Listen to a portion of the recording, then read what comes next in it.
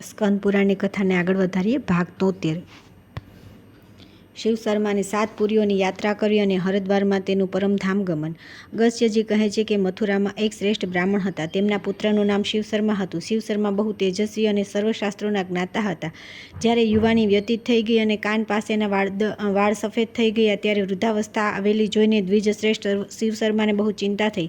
તેઓ વિચારવા લાગ્યા, મારો સંપૂર્ણ સમય અભ્યાસ અને પૈસા કમાવામાં ચાલ્યો ગયો. મેં કર્મોના મૂળ ઉખેડવામાં સમર્થ એવા ભગવાન મહેશ્વરની આરાધના ક્યારેય કરી નહીં. સંપૂર્ણ પાપોનું હરણ કરનારા શ્રીહરિને પણ મેં કદી સંતુષ્ટ ન કર્યા.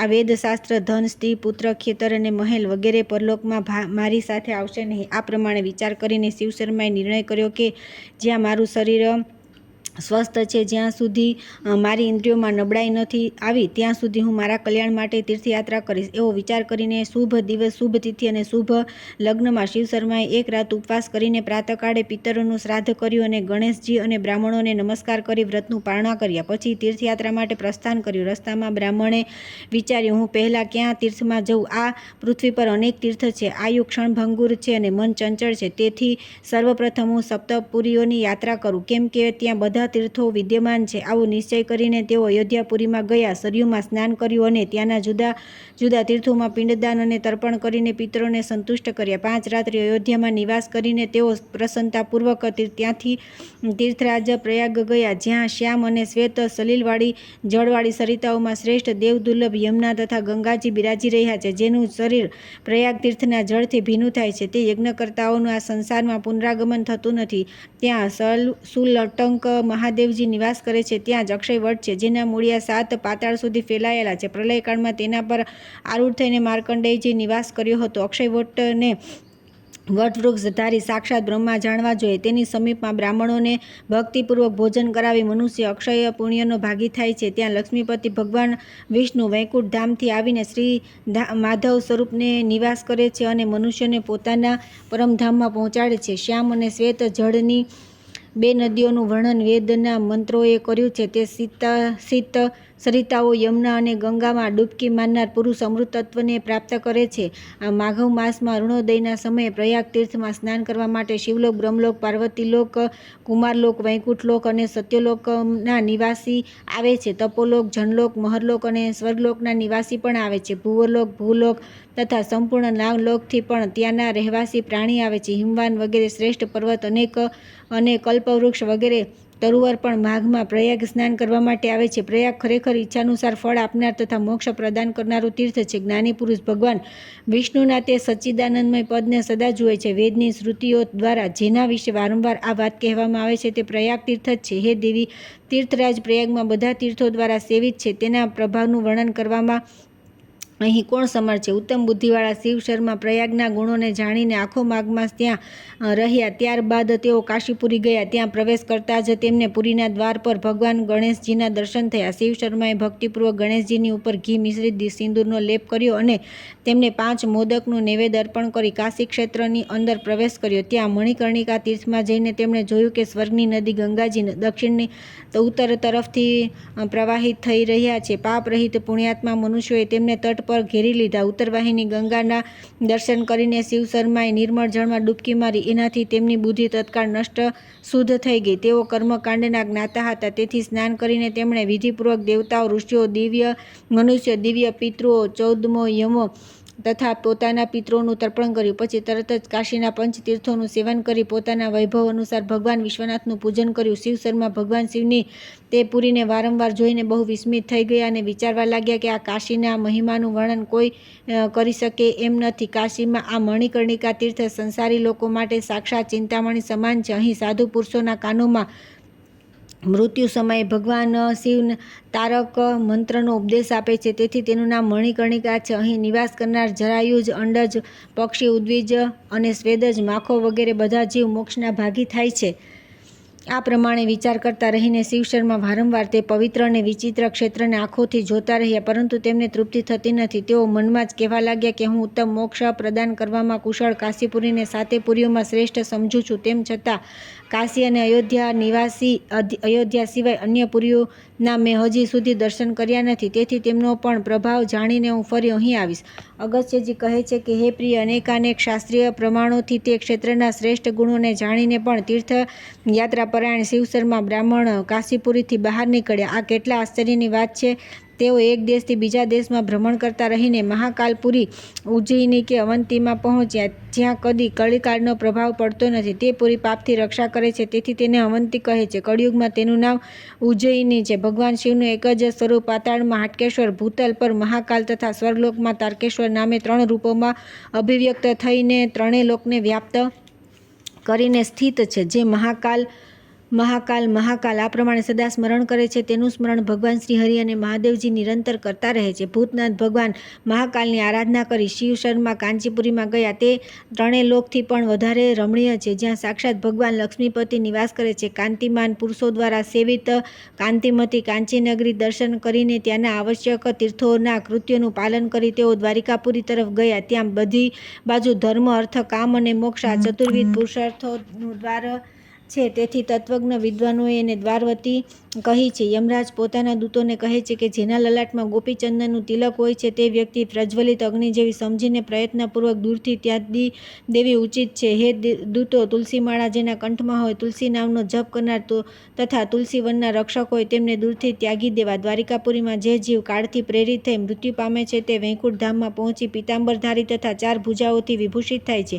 ત્યાં જઈને શિવશર્માએ તે ક્ષેત્રના બધા તીર્થોમાં સ્નાન અને દેવતા, ઋષિ, મનુષ્ય અને પિતૃઓનું તર્પણ કર્યું. ત્યાંથી તેઓ માયાપુરી, કનખલ થઈ હરિદ્વાર, ઋષિકેશ થઈને લક્ષ્મણ ઝુલામાં ગયા, જે પાપી મનુષ્યના માટે અત્યંત દુર્લભ છે અને જ્યાં વૈષ્ણવી માયા પોતાના માયાપાશમાં જીવોને બાંધતી નથી. કોઈ તેને હરિદ્વાર, કોઈ મોક્ષદ્વાર, કોઈ ગંગાદ્વાર તથા કોઈ માયાપુરી કહે છે. ત્યાં પર્વતમાળાઓથી બહાર નીકળેલી ગંગા આ પૃથ્વી પર ભાગીરથીના નામથી વિખ્યાત છે, જેના નામનું ઉચ્ચારણ કરવા માત્રથી મનુષ્યોની પાપ રાશિના હજારો ટુકડા થઈ જાય છે. જ્ઞાની પુરુષ હરિદ્વારને વૈકુંઠનું એક સોપાન કહે છે. ત્યાં સ્નાન કરનારા પુરુષ ભગવાન વિષ્ણુના પરમપદને પ્રાપ્ત થાય છે. જે તીર્થમાં ઉપવાસ કરીને તેમણે પ્રાતઃકાળે ગંગામાં સ્નાન કર્યું અને જે તર્પણ કરવા યોગ્ય છે તે દેવતાઓ, ઋષિઓ, પિતૃઓ તર્પણ કરી, જેઓ પારણું કરવાનો વિચાર કર્યો તેવા જ તેઓ ઠંડી ચઢીને તાવ આવવાથી થરથર ધ્રુજવા લાગ્યા. એક તો તેઓ પરદેશમાં હતા, બીજું એકલા જ ત્યાં આવ્યા હતા, કોઈ પણ સહાયક ન હતું. તેવી સ્થિતિમાં અત્યંત તાવથી પીડિત થઈ જતા તેમના મનમાં બહુ ભારે ચિંતા થઈ. તેઓ વિચારવા લાગ્યા કે આ કેવી આફત આવી ગઈ, પરંતુ હવે ચિંતા કરવાથી શો લાભ? હું પરમ કલ્યાણકારી ભગવાન વિષ્ણુ અને શિવજીનું ચિંતન કરું. મેં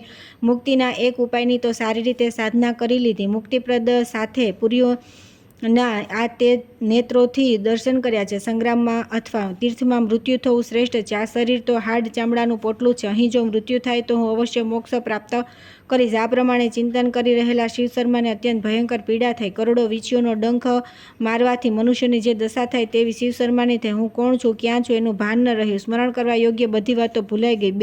2 સપ્તાહ બીમાર રહી શિવશર્માએ મૃત્યુને પ્રાપ્ત થયા. એટલામાં ત્યાં વૈકુંઠ ધામથી વિમાન આવ્યું. તેમાં સુંદર મુખ અને 4 ભુજાવાળા પુણ્યશીલ અને સુશીલ નામના 2 પાર્ષદ બિરાજમાન હતા. શિવશર્મા બ્રાહ્મણે તે વિમાન પર બેસીને ચતુર્ભુજ રૂપ ધારણ કરી લીધું અને પીતાંબર તથા દિવ્ય આભૂષણોથી વિભૂષિત થઈ આકાશમાર્ગની શોભા વધારતા રહી ત્યાંથી પ્રસ્થાન કર્યું.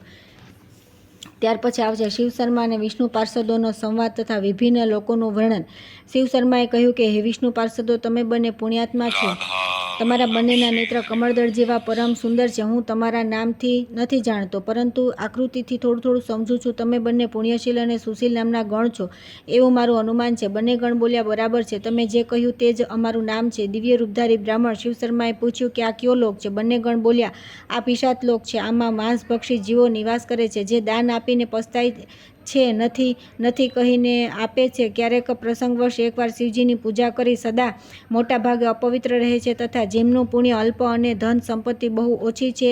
હે મિત્ર, આજ તે પિશાચ છે. ત્યાર પછી આગળ જતા શિવશર્માએ જોયું કે હૃષ્ટપુષ્ટ સ્ત્રી પુરુષોથી ભરેલો એક સુંદર લોક છે. તે જોઈને તેમણે પૂછ્યું કે પાર્ષદો, આ કયો લોક છે અને કયા પુણ્યથી અહીં આવવાનું થાય છે? બંને ગણ બોલ્યા કે બ્રહ્મન, આ ગુહ્યલોક છે. અહીંના નિવાસી ગુહ્યક કહેવાય છે. જે ન્યાયપૂર્વક ધન કમાય તેને ધરતીમાં દાટીને બુદ્ધિને છુપાવી દે છે, પોતાના માર્ગે ચાલે છે અને ધનવાન થાય છે, જેમનો વ્યવહાર પ્રાય શૂદ્ર જેવો હોય છે, જેઓ કુટુંબની સાથે રહીને પરસ્પર વહેંચીને ખાય છે, જેમનામાં ક્રોધ અને અસૂયા વગેરે દોષ હોતા નથી, તે જ આ ગુહ્યક છે. આ સદા સુખમાં મગ્ન હોવાના કારણે તિથિ, વાર, સંક્રાંતિ વગેરે પર્વનું જ્ઞાન રાખતા નથી, માત્ર એક વાત જાણે છે: આ લોકો કુલ પૂજ્ય પુરોહિતને ગોદાન આપે છે અને તેની આજ્ઞાનું પાલન કરે છે. તેના પુણ્યથી ગુહ્યકો સમૃદ્ધશાળી થાય છે અને અહીં દેવતાઓની જેમ નિર્ભય થઈને સ્વર્ગીય સુખ ભોગવે છે. ત્યાર પછી આગળના લોકને જોઈને શિવશર્માએ પૂછ્યું કે આ કયો લોક છે અને આ લોકનું શું નામ છે? બંને ગણ બોલ્યા, આ ગંધર્વ લોક છે. આ બધા ઉત્તમ વ્રતનું પાલન કરનારા ગંધર્વો આ દેવતાઓના ગાયક છે. મનુષ્યોમાં જેમ સ્તુતિપાઠ કરનારા ચારણ છે, જે સંગીત કળાને જાણે છે અને પોતાના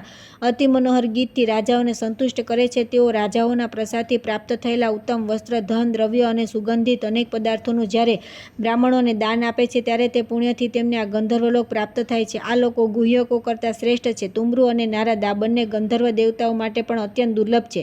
નાદ સાક્ષાત ભગવાન શિવનું સ્વરૂપ છે. તે બંને તે નાદ તત્વના જ્ઞાતા છે. જો કોઈ કદી ભગવાન વિષ્ણુ અને શિવની સમીપ ગીત ગાયું છે તો તેનું ફળ મોક્ષ છે, અને અથવા તે બંનેના સામીપ્યની પ્રાપ્તિ એનું ફળ જણાવેલું છે. તેથી સંગીતમાળા દ્વારા ભગવાન વિષ્ણુની સદા પૂજા કરવી જોઈએ. ત્યાર પછી શિવશર્મા ક્ષણવારમાં બીજા મનોહર લોકમાં જઈ પહોંચ્યો અને તેમણે પૂછ્યું કે આ નગરનું શું નામ છે? બંને ગુણોએ કહ્યું કે આ વિદ્યાધરોનો લોક છે. અનેક પ્રકારના વિદ્યાઓમાં વિશારદ આ વિદ્યાધર લોકો વિદ્યાર્થીઓને અન્ન અને ઔષધિઓનું દાન કરતા રહ્યા છે.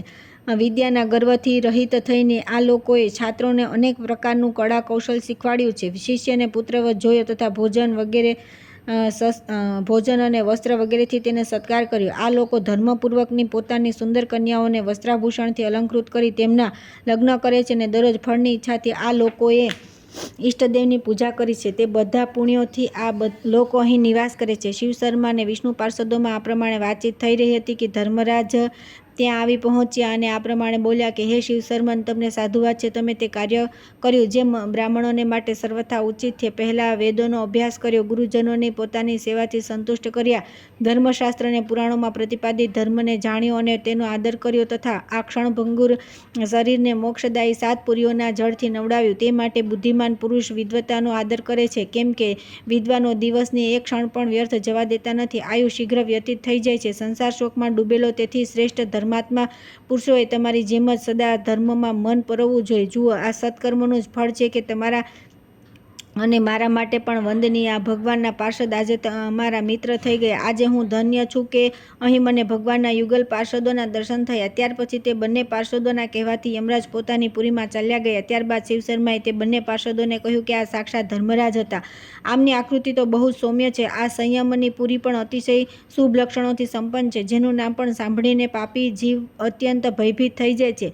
મર્ત્યલોકમાં મનુષ્ય યમરાજના સ્વરૂપનું બીજી રીતે વર્ણન કરે છે, પરંતુ મેં એમને અહીં બીજા જ સ્વરૂપમાં જોયા છે. આનું કારણ શું છે એ તમે મને જણાવો. બંને ગણ બોલ્યા કે હે સૌમ્ય, સાંભળો. તમારા જેવા પુણ્યાત્મા પુરુષોને જ એ અતિ સૌમ્ય દેખાય છે, કેમ કે ધર્મરાજ સ્વભાવથી ધર્મમૂર્તિ છે. એ જ પાપીઓ માટે વિકરાળ સ્વરૂપ ધારણ કરી લે છે. એમની પીળી પીળી આંખો ક્રોધથી લાલ થઈ જાય છે. મોટી મોટી દાઢીઓથી તેમનું મુખ વિકરાળ થઈ જાય છે તથા વીજળી જેવી લપલપાતી જીભથી એ બહુ જ ભયંકર દેખાય છે. એમના વાળ ઉપર તરફ ઉઠેલા હોય છે. શરીરનો રંગ અત્યંત કાળો થઈ જાય છે અને એમનો અવાજ પ્રલયકાળના મેઘોની ગંભીર ગર્જના જેવો હોય છે. હાથમાં કમંડળ લઈને વક્ર ભ્રમરોથી ત્રાંસુ મુખ કરીને યમરાજ પોતાના દૂતોને આજ્ઞા આપે છે: આ પાપાત્માઓને અહીં લઈ આવો, નીચે નાખી દો, સારી રીતે બાંધી દો અને કઠોર દંડ આપો. આ દુરાચારીના માથા પર લોઢાના મુદગરથી જોર જોરથી મારો. બંને પગ પકડીને આને પથ્થરના ખડકો પર પટકો. તમારા પગથી આનું ગળું દબાવીને આની બંને આંખો કાઢી લો. પરાઈ સ્ત્રી તરફ લંબાયેલા આ પાપાત્માના હાથને કાપી નાખો. પરાઈ સ્ત્રીના શરીરમાં નખથી ઉજાડા કરનારા આ દુરાત્મા શરીરના બધા રૂવાટામાં બધી બાજુથી સોય ભોકો. પરસ્ત્રીનું મુખ ચૂમનાર અને સૂંઘનાર આ દુષ્ટના મોઢામાં થૂકો. બીજાની નિંદા કરનાર આ પાપીના મોઢામાં અણીદાર ખીલી ઠોકી દો. આ કલંકીની કુલટાને તપાવેલા લોઢાના ઉપપતિના શરીર સાથે ચિપકાવી દો. જે અજિતેન્દ્રિય પુરુષ પોતે જ લીધેલા નિયમોનો ત્યાગ કરે છે તે દુષ્ટાત્માને ભ્રમરદંશ નામના નરકમાં વારંવાર નાખો. વગેરે કહેતા યમરાજનો અવાજ દુરાચારીઓને દૂરથી સંભળાય છે. પાપાત્માઓને યમરાજ અતિ ભયંકર દેખાય છે. જે રાજા આ જગતમાં પોતાના પુત્રની જેમ પ્રજાનું પાલન કરે છે અને ધર્માનુસાર દંડ આપે છે, તેઓ યમરાજની સભાના સદૃશ્ય થાય છે. જે બ્રાહ્મણ, ક્ષત્રિય અને વૈશ્ય સદા પોતાના ધર્મમાં તત્પર રહે છે તથા બીજા પણ જે સંયમી જીવન વ્યતીત કરનાર છે, તે બધા લોકો સંયમની પુરીમાં ધર્મસભા ના સદસ્ય બની રહે છે. ઉશિનર, સુધન્વા, વૃષપર્વા, જયદ્રથ, રજી, સહસ્ત્રીજ, કુક્ષી, દ્રઢધન્વા, રિપુંજય, યુવાનશ્વ, દંતવક્ત્ર, શત્રુઓનું પણ મંગળ ઈચ્છનાર, નાભાગ, કરંધમ, ધર્મસેન, પરમર્દ તથા પરાંતક આ અને બીજા પણ અનેક નીતિજ્ઞ રાજા જે ધર્મ અધર્મનો વિચાર કરવામાં કુશળ છે તે બધા ધર્મરાજની સુધર્મ સભામાં બેસે છે. યમરાજ પોતાના દૂતોને કહે છે કે મારા સેવકો જે મનુષ્ય, ગોવિંદ, માધવ, મુકુંદ, હરે, મુરારી, શંભુ, શિવ, ઈશ, ચંદ્રશેખર, શૂલપાણી, દામોદર, અચ્યુત, જનાર્દન અને વાસુદેવ વગેરે નામોનું સદા ઉચ્ચારણ કરતા રહે છે તેમને દૂરથી ત્યાગી દેજો. દૂતો જે લોકો સદા ગંગાધર, અંધકર્યું પર હર, નીલકંઠ, વૈકુંઠ, કેટંભ, રીપુ, કમઠ, પદ્મપાણી, ભૂતેશ, ખંડ, પરશુ, મૃડ, ચંડિકેશ વગેરે નામોના જપ કરે છે તે